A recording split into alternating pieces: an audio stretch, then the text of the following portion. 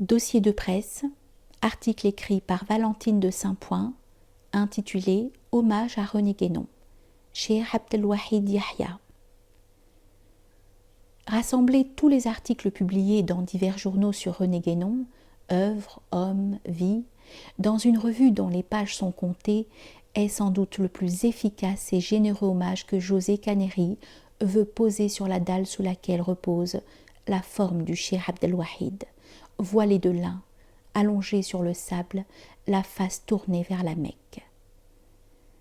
Il désire que cette somme se présente aussi parfaite que possible, délivrée des erreurs, même minimes, inévitables, l'œuvre en grande partie ne touchant que les intellectuels et l'homme étant presque inconnu.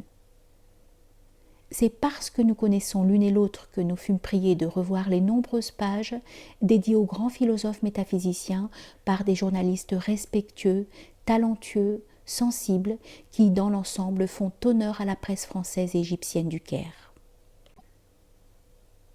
René Guénon ne vivait pas dans un modeste logis aux alentours d'El-Azhar. Il n'y fut que durant quelques mois avant son mariage, et jusqu'à ce qu'il eût fait construire de ses deniers une gentille villa au Doki dont il fit don à sa femme. Plus tard, un immeuble fut par lui encore offert à celle-ci. Il s'était converti à l'islam de nombreuses années avant son arrivée en Égypte, et il n'acquit la nationalité égyptienne que l'an dernier seulement. Sans doute était-il fataliste, puisqu'il savait que tout est écrit, mais certainement pas résigné. Il y avait dans cet homme, sous l'aspect serein, souriant, un instinctif combatif. Lorsqu'il s'agissait de défendre la doctrine et aussi ses idées, explosait avec violence. Sa critique des livres et revues qui paraissaient dans la revue qu'il dirigeait, Études traditionnelles, éditée par Chacornac, était âpre, dure. Et s'il avait pu lire qu'on lui prêtait une logique essentiellement cartésienne, lui, comme tous les métaphysiciens, jugeait la philosophie occidentale comme un jeu d'enfant. José Caneri aurait pu apprécier le polémiste. Le duel eût été intéressant. L'homme n'est-il pas plus complet dans sa dualité ?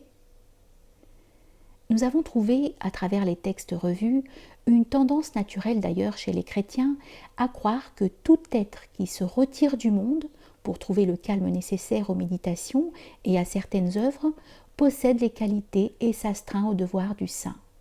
Privation, renoncement, la foi engageant corps, cœur, esprit sur le plan sentimental. C'est une erreur.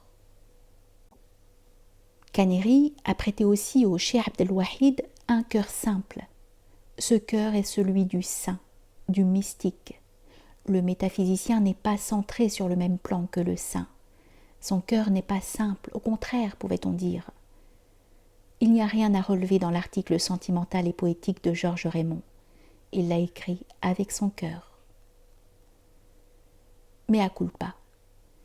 Le soir où nous avons annoncé à la presse le décès de René Guénon, pressé par l'heure tardive, au titre de ses livres, nous en avons ajouté un qui ne portait pas son nom. Il s'était glissé dans le bloc des œuvres de René Guénon. Qu'il en soit donc retiré et restitué à son auteur avec nos regrets. De quelques aspects de l'islam, de Fridtjof Schuon. Fridtjof Schuon. Remarque. On s'est laissé dire par ici que le prénom racé de notre chère collaboratrice aurait porté ombrage à quelques longues oreilles. Va-t-il falloir maintenant modifier son état civil pour plaire à quelques palefreniers ivres ? Le zabal de service.